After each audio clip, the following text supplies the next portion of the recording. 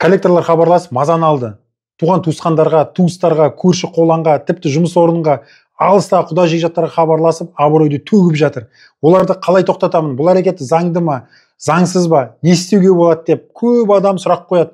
Осыған байланысты айтатыным, ең тиімді жолы бізге осы видеоның астына WhatsApp-қа жазыңыздар, сөйтіп бізге тапсырыңыздар, шағымдарын дайындап тапсырып береміз.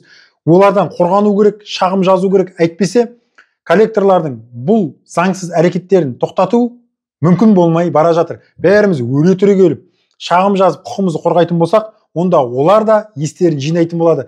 Қылмыс іс қозғалып, сотталып, табандарына таспа ілінген кезде олар да түсінеді. Біреудің зығырданын қайнатып, нервісін көтеріп, уайымдатып, тіпті өзіне қол жұмсауға итермелегені бұлардың адамсыздығы.